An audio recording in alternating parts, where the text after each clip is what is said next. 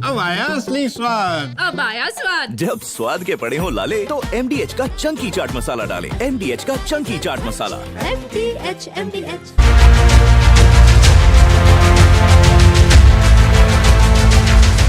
नमस्कार, बहुत स्वागत है आपका। आपके साथ मैं हूं मृदुल शर्मा और आप देख रहे हैं राष्ट्र सर्वोपरि। आपसे जुड़ी हुई खबरें बताएं उससे पहले एक बड़ी खबर हमारे पास आ रही है। दिल्ली NCR में दूसरे दिन भूकंप के झटके महसूस किए गए, यानी 36 घंटे में दूसरी बार भूकंप आया है। 7:50 पर भूकंप के झटके हरियाणा के झज्जर में महसूस किए गए। यही भूकंप का केंद्र रहा। हम आपको मैप के जरिए बता रहे हैं। अब इस तरह से भूकंप आना, लगातार आना चिंता बढ़ाने वाला है। इसलिए हम आज सबसे पहले आपको यह खबर बता रहे हैं, क्योंकि अगर दिल्ली में, क्योंकि पिछली बार जो भूकंप आया 36 घंटे में 2 बार आ चुका है। जो पहला भूकंप था वो लगभग 4, 4.5 के आसपास था रिक्टर स्केल पर उसकी तीव्रता, और अभी जो भूकंप आया है वो 2.7 तीव्रता का है।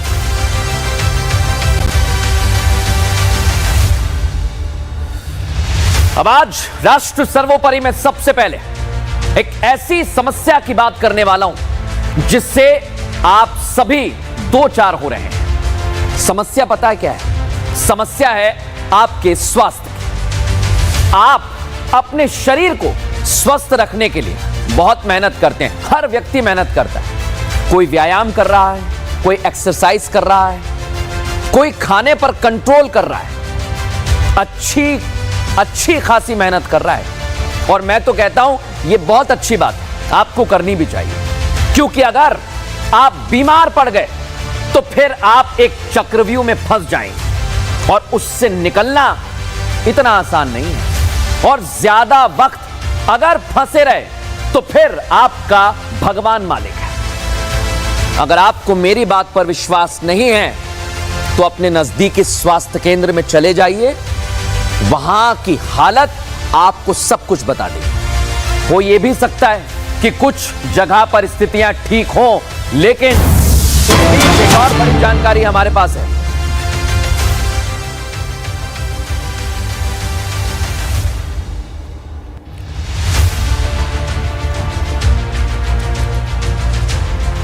भूकंप के झटके महसूस किए गए। एक बार फिर हम उस खबर पर जाएंगे।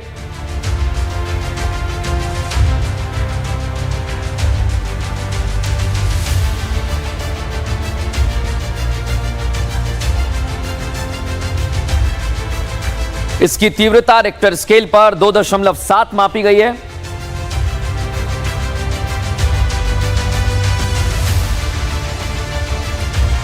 दिल्ली NCR में बार बार भूकंप आना, और यह भी जानकारी आ रही है कि 3.7 ये रिक्टर स्केल पर इसकी तीव्रता हो गई है। जो केंद्र है भूकंप का वो हम आपको बता रहे हैं।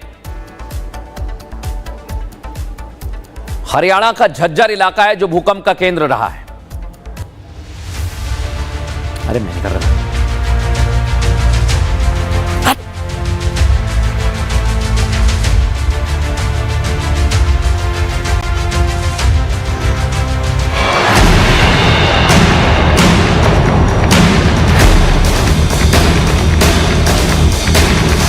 आपने अभी तक बहुत सी नीलामी देखी होगी। प्राचीन वस्तुओं, बेहतरीन कलाकृतियों और क्लासिक आभूषणों की नीलामी लगती है। लेकिन अब देश में अस्पतालों में डॉक्टर्स की इस कदर कमी हो गई कि अब डॉक्टर्स की बोली लगने लगी है। यह हमारे हिंदुस्तान की सच्चाई है, बहुत बड़ी सच्चाई। डॉक्टर्स की ये बोली लगी है उत्तर प्रदेश के मुरादाबाद जिले में। यहां भी इस बोली का कारण है सरकारी अस्पतालों में डॉक्टर्स की कमी। 8 डॉक्टर्स को मुरादाबाद के सरकारी अस्पतालों में रिवर्स बिडिंग प्रक्रिया के तहत भर्ती किया गया है। सबसे ज्यादा बोली एनेस्थीसिस्ट यानी बेहोश करने वाले डॉक्टर की लगी। डॉक्टर रजी शाहिद MCH विंग में तैनात किए गए। उनकी सैलरी है 3,45,000 रुपए महीना। कंसल्टेंट मेडिसिन को 3,40,000 की बोली लगाकर भर्ती किया गया। पीडियाट्रिशियन के पद पर डॉक्टर की बोली 1,79,000 की लगी है।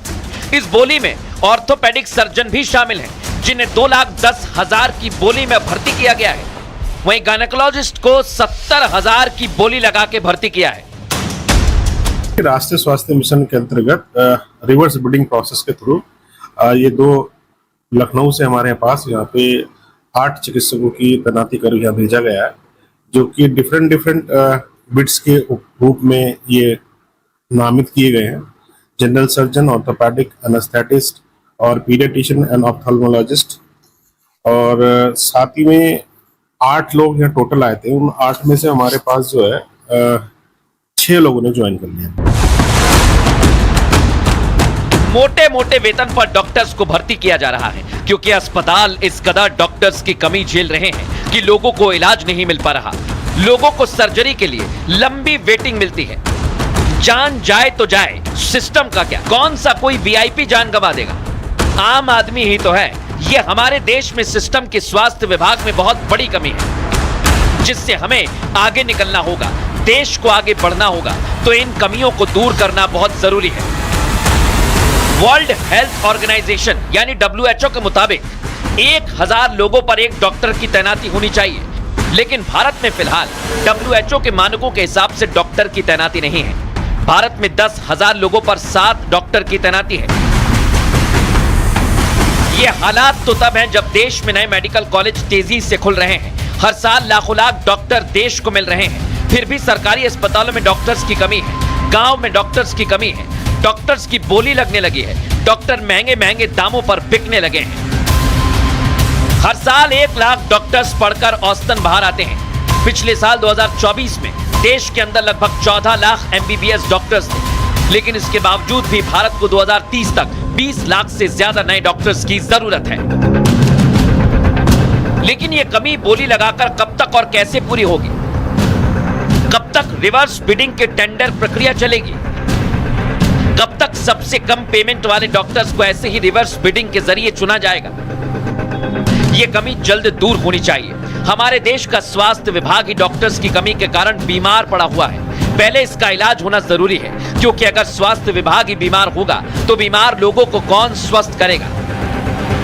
ऐसे तो ना सिस्टम कभी स्वस्थ होगा और ना ही देश की रीढ़ उसके नागरिक। इसके सही इलाज की सख्त जरूरत है।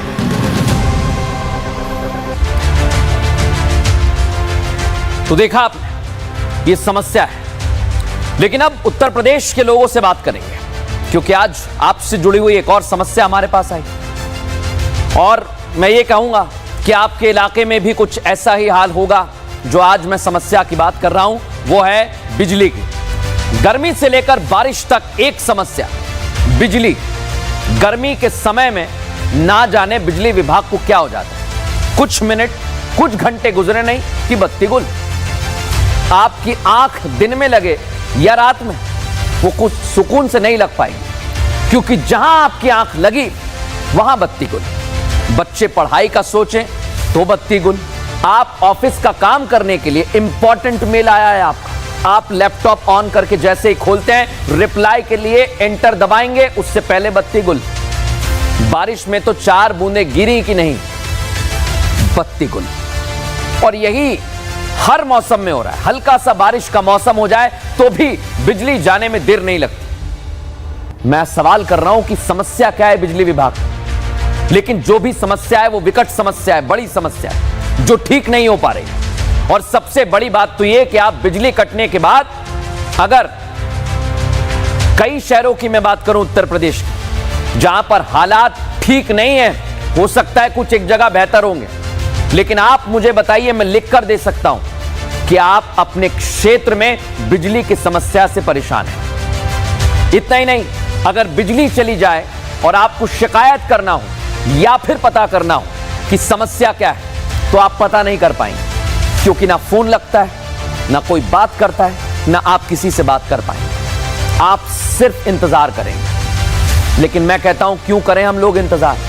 जनता अब और इंतजार नहीं करेगी। और आज जो हुआ है वो बहुत बड़ा है, क्योंकि अगर किसी विभाग की समस्या है तो आप उसके अधिकारी या मंत्री को समस्या बताएंगे, लेकिन मंत्री जी तो ना जाने कौन से ख्यालों में है। जनता की समस्या बताई जा रही है, वो इधर उधर देख रहे हैं, और जब कुछ समझ नहीं आया तो जयकारा लगा दिया। दिखाता हूं आप।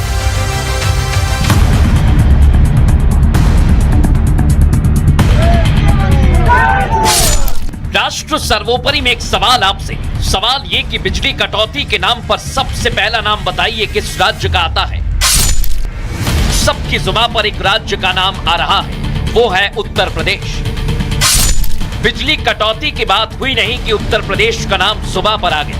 हालांकि प्रदेश के कई शहरों में यह समस्या अब ना के बराबर रह गई है, लेकिन अब भी कई ऐसी जगह हैं जहां बिजली जाना बेहद आम है। वहां लाइट आती कम है, गायब ज्यादा रहती है। दूसरे मौसम में तो फिर भी ठीक, गर्मी के दिनों में आलम यह है कि लोगों का जीना दूभर हो जाता है, वक्त काटना मुश्किल लगता है। और व्यापारियों की तो पूछिए मत, काम धंधा आखिर करे कैसे, रोजी रोटी कमाए कैसे। लाइट आती ही नहीं तो बिन बिजली काम कैसे करे। बस यही दुख यूपी के सुल्तानपुर के सूरापुर के व्यापारियों का ऊर्जा मंत्री AK शर्मा के सामने फूट पड़ा। बहुत परेशान है, पूरे बीमारी परेशान है। लोग मंत्री जी को देख अपनी समस्या, अपनी पीड़ा बताने लगे। मंत्री जी के गले में माला पड़ रही थी, उनका ध्यान मालाओं की तरफ था और लोग बिजली कटौती का राग अलाप रहे थे। उन्हें ऊर्जा मंत्री साक्षात भगवान का रूप दिख रहे थे, जो उनकी समस्या का समाधान चुटकियों में दे सकते थे। लेकिन मंत्री जी उनकी तरफ ध्यान दे तब ना। लेकिन सोचिए कि व्यापारी कितने परेशान थे कि वो अपना दुख बताए जा रहे हैं, अलापे जा रहे हैं। केवल 3 घंटा बिजली मिल रहा है, 3 घंटा 24 घंटे में 3 घंटा बिजली मिल रही है सर। SDO बोर्ड लगा के बैठा है कि 11 बजे 4 बजे तक मिलेगी, उसके बाद नहीं मिलेगी। हम लोग बहुत परेशान है। हम लोग जिस तरह सेकंड्स में बिजली गायब हो जाती है, ठीक उसी तरह मंत्री जी को माला गिनते गिनते होश आया, तो वैसे ही उन्होंने जवाब भी दे दिया। लोगों की समस्या का समाधान देने के बजाय उन्होंने जवाब में जय श्री राम और जय बजरंगबली के जयकारे लगा दिए। लगा रहे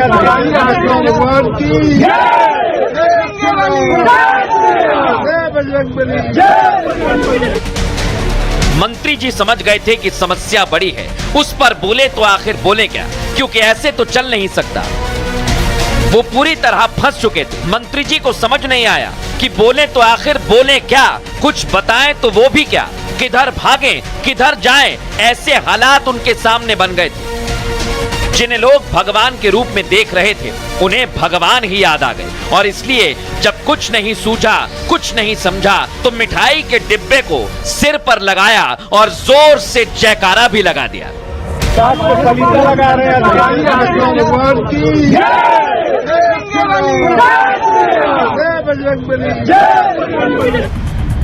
यहां सवाल ये नहीं कि मंत्री जी ने जनता से बचने के लिए धर्म का सहारा लिया।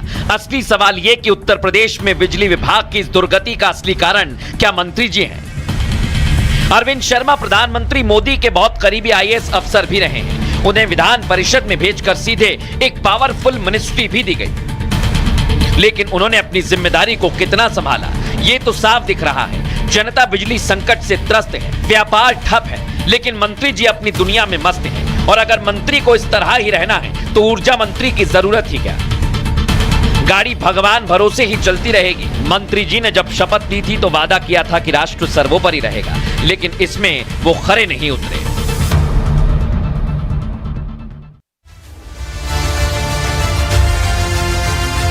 मंत्री जी समस्या को अनसुना कर रहे हैं, लेकिन हम भी सोच रहे हैं कि आखिर मंत्री जी कब तक हमारी समस्या नहीं सुनेंगे।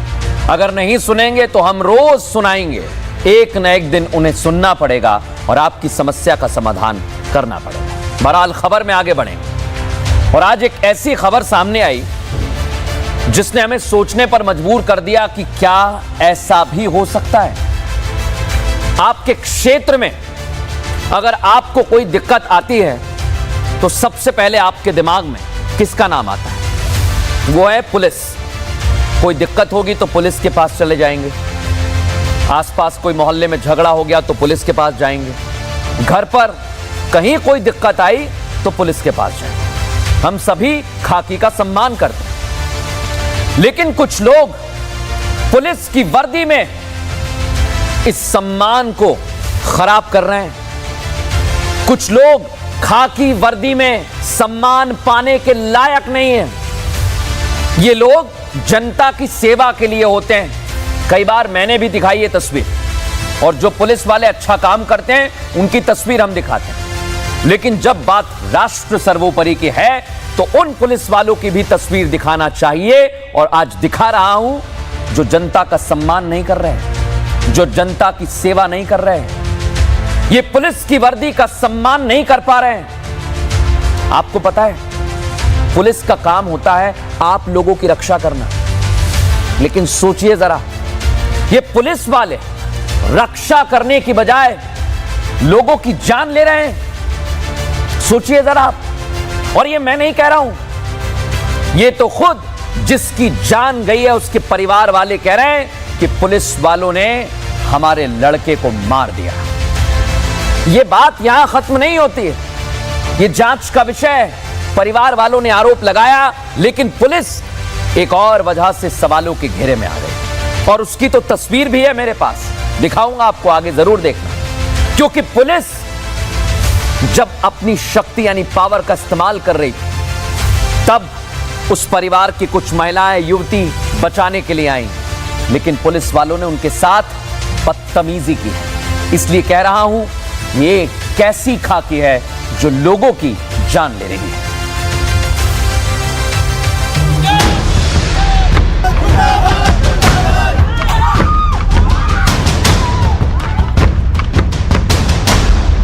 देश बनता है तो उसे चलाने के लिए सरकार बनती है, ताला बनता है तो उसे खोलने के लिए चाबी बनती है।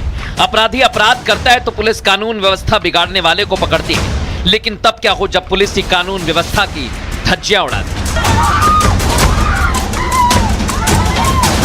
देश की कानून व्यवस्था को संभालने का जिम्मा जिस खाकी पर होता है, वही रक्षक से भक्षक बन जाए तो क्या हो। हरियाणा के हिसार में एक बर्थडे पार्टी चल रही थी, पार्टी में डीजे चल रहा था। उसे बंद कराने के लिए कुछ पुलिसकर्मी पहुंचे, लेकिन आरोप है कि उन्होंने घर की छत पर मौजूद 2 युवकों को फेंक दिया, जिसमें गणेश नाम के युवक की मौत हो गई। पुलिस की दादागिरी का सबूत भी सामने आया, जिसमें एक युवक को दे दनादन लाठी से पीटते पुलिस वाले साफ दिख रहे हैं।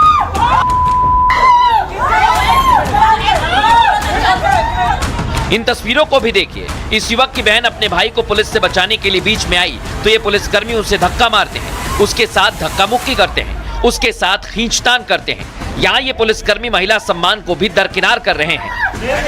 पहले तो ये पुलिसकर्मी खुद कानून व्यवस्था को चकनाचूर करते हैं, ऊपर से युवती के साथ दुर्व्यवहार करते हैं। ये हमारे देश की संस्कृति नहीं है। ये सब कुछ वहाँ होता है और आसपास के लोग इसका वीडियो बनाते हैं। मारपीट के जो भी एलिगेशन लगा रहे हैं वो वीडियो में भी क्लियर है, मारपीट उसमें नहीं हुई है। अब चौकी इंचार्ज का उसने फ़ोन छीना है, वो उसको पूछताछ के लिए या जो भी हमारी 172 BNSS की कार्रवाई होती है उसके लिए जो भी हमारी फर्दर प्रोसीडिंग के लिए हम उसको थाने में ले जा रहे हैं, चौकी में ले जा रहे हैं, उससे भी वो रोक रहे हैं, तो वो भी एक किस्म से सरकारी काम में बाधा है। तो वो एलिगेशन भी झूठे हैं बिल्कुल। इस बीच दूसरा युवक जाकर छत पर छिप जाता है। परिवार का आरोप है कि इसके बाद पुलिसकर्मी छत पर जाते हैं और 2 युवकों को नीचे फेंक देते हैं। इस दौरान एक बच्चे की मौत हो गई, जबकि पुलिस का आरोप है कि डीजे बंद कराने गए पुलिसकर्मी के साथ मारपीट और पत्थरबाजी हुई। छत से दोनों युवक पत्थर चला रहे थे। इस दौरान कई पुलिसकर्मी घायल हो गए। जब पुलिस उन्हें पकड़ने गई तो दोनों छत से कूद गए, जिसमें गणेश नाम के युवक की मौत हो गई। इसी घर के बाहर 7 जुलाई की रात को लड़के मौजूद थे, बर्थडे का जश्न मनाया जा रहा था। पुलिस आती है और ये कहा जाता है कि डीजे की जो आवाज़ है वो कम करो, जिसके बाद पुलिस और लड़कों के बीच बहस शुरू हो जाती है और आखिर में वो बहस जो है झड़प में तब्दील हो जाती है, जिसके बाद 2 लड़के यानी कि गणेश और एक अन्य साथी यहाँ से ऊपर इस मकान की छत की तरफ भागते हैं और ऐसा पुलिस का कहना है कि उन लड़कों ने छत से पुलिस पे पथराव किया। पुलिस का ये कहना है कि दोनों लड़के जब ऊपर भागे तो छत से वो पीछे की तरफ कूद जाते हैं, जिसमें एक गणेश नाम के लड़के की मृत्यु हो जाती है। पुलिस और गणेश के परिवार दोनों अपना अपना पक्ष रख रहे हैं, लेकिन सवाल अब भी वही है, आखिर गणेश की मौत हुई कैसे? पुलिस की इस बर्बरता के बाद गणेश के परिवार वाले गुस्से में हैं, वो सड़कों पर आ गए हैं। जो पुलिस की गुंडागर्दी चल रही है वो गुंडागर्दी ना चले और गरीबों के ऊपर अत्याचार ना हो। हरियाणा शहर के अंदर, हरियाणा प्रदेश के अंदर हर जगह परेशानी हो रही है, लोगों को मारा जा रहा है, पीटा जा रहा है। पुलिस कार्रवाई नहीं करेगी ना, नगर निगम सारा बंद कर देंगे। अगर हमारी प्रशासन ना सुने ना, सारा निगम बंद रहेगा।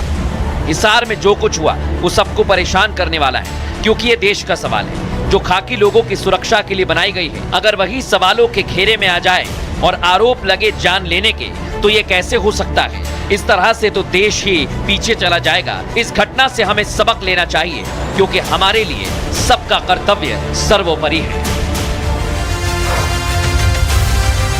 अब एक और खबर आज आपको बता रहे हैं। भारत के एनएसए हैं, नेशनल सिक्योरिटी एडवाइजर, राष्ट्रीय सुरक्षा सलाहकार अजीत डोभाल। और अजीत डोभाल ने आज जो सारे आपके जहन में प्रश्न चल रहे थे कि डोभाल साहब कब बोलेंगे, ऑपरेशन सिंदूर हो गया, डोभाल साहब तो बहुत कुछ सोच रहे हैं, आखिर हुआ क्या था, आज उन्होंने सब कुछ बता दिया है, एक एक तस्वीर बता दी है। और आज मैं राष्ट्र सर्वोपरि में सिर्फ ये बात कहूंगा कि भारत ना झुका है ना झुकेगा, क्योंकि भारत ने आज विदेशी मीडिया जो झूठा प्रोपेगेंडा पाकिस्तान के कहने पर चला रही थी, उसकी पोल खोल दी। अजीत डोभाल साहब ने आज यह बता दिया है कि अगर पाकिस्तान बड़ी बड़ी बातें कर रहा है तो सबूत दिखाए, क्योंकि भारत ने तो दुनिया को सबूत दिखा दिया है कि हमने आतंकियों को उनकी मांद में घुसकर मारा है।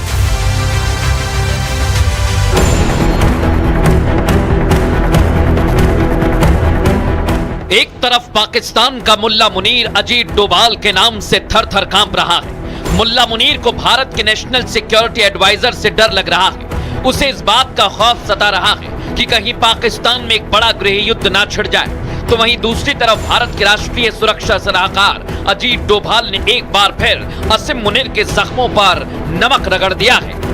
आईआईटी मद्रास में एक कार्यक्रम में शामिल होने आए अजीत डोभाल ने पहली बार ऑपरेशन सिंदूर पर कुछ बोला। उन्होंने बताया कि 23 मिनट में भारत की पराक्रमी सेना ने पाकिस्तान में मौजूद आतंकी ठिकानों को मिट्टी में मिला दिया।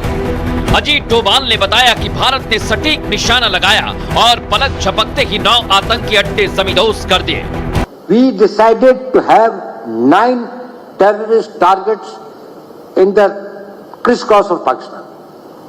It was not on the border area something, which we thought were there this way.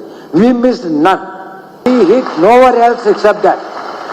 And it is also not that this was a very, it was precise to the point where we knew who is where. 23 minutes. Ajit Doval बोल रहे थे और इस्लामाबाद के राजनीतिक गलियारों में हड़कंप मचा हुआ था, लेकिन पाकिस्तान की बर्बादी की कहानी सुनाने के बाद अजीत डोभाल ने उस प्रोपेगेंडे की परत भी खोलना शुरू कर दी जो विदेशी मीडिया फैलाने की कोशिश कर रहा था। उन्होंने कहा भारत को हुए नुकसान की कोई तस्वीर नहीं है, जबकि पाकिस्तान में तबाही की कई तस्वीरें मौजूद हैं। ऑपरेशन सिंदूर में भारत को कोई नुकसान नहीं हुआ। विदेशी मीडिया एंटी इंडिया प्रोपेगेंडा फैलाने की कोशिश में था। I'm just telling, they brought out photographs, they wrote this thing, the New York Times put it this thing, put out very this thing. Only imagine they said 13 air bases of Pakistan now and now, before 10th May and after 10th May. Bharat के राष्ट्रीय सुरक्षा सलाहकार अजीत डोभाल ने पाकिस्तान और उसकी पैरवी करने वाले तमाम देशों की पोल खोल दी है। अजीत डोभाल ने ऑपरेशन सिंदूर के दौरान झूठ बोलने वाले उन विदेशी मीडिया संस्थानों की पोल खोली जो भारत को हुए बड़े नुकसान की बात कर रहे थे। इसलिए तो सवाल उठ रहा है कि ऑपरेशन सिंदूर पर झूठ बोलने वाली विदेशी मीडिया के पास हिंदुस्तान को हुए नुकसान का कोई सबूत है? ऑपरेशन सिंदूर पर झूठ बोलने वाली विदेशी मीडिया के पास हिंदुस्तान को हुए नुकसान का कोई सबूत है? क्या विदेशी मीडिया के पास हिंदुस्तान में हुए नुकसान की कोई तस्वीर या वीडियो है? आखिर कब तक एंटी इंडिया प्रोपेगेंडा चलाने वाली विदेशी मीडिया झूठ बोलेगी? आखिर ऑपरेशन सिंदूर के दौरान आतंक की पैरोकारी करने वाले पाकिस्तान का पक्ष क्यों ले रहा था विदेशी मीडिया? और सबसे बड़ा सवाल ये कि चारों खाने चित होने वाला पाकिस्तान आखिर कब तक अपने मुंह मियां मिट्ठू बनता रहेगा? लेकिन यह भी साफ है कि विदेशी मीडिया चाहे कितना ही झूठा प्रोपेगेंडा भारत के खिलाफ चलाए, चाहे पाकिस्तान कितनी ही चालबाजी क्यों ना कर ले, भारत की छवि को दुश्मन की फौज कभी ना खराब कर पाई थी और ना आगे कर पाएगी, क्योंकि भारत जो करता है उसका एक एक सबूत अपने पास रखता है। सबूत के साथ भारत बता रहा है और यही कारण है कि भारत की रणनीति के आगे दुश्मन फेल साबित हो गए। और दर्शकों, हम लगातार आपसे कह रहे हैं कि हम राष्ट्र को सर्वोपरि रख रहे हैं, इसलिए हम राष्ट्रवादियों का एक समूह तैयार कर रहे हैं। इस समूह से आपको जुड़ना होगा और अगर आप इस समूह से जुड़ते हैं तो मैं फिर बता रहा हूं, आपको हम रिपब्लिक मीडिया हेडक्वार्टर्स बुलाएंगे और यहां पर आपके साथ अर्नब गोस्वामी मुलाकात करेंगे। राष्ट्रवादी विचार साझा करने के लिए वक्त मिलेगा। तो इंतजार किस बात का है? आपके पास ईमेल आईडी है, नंबर्स हैं, तुरंत संपर्क करिए और जुड़ जाइए राष्ट्रवादी समूह से। नमस्कार।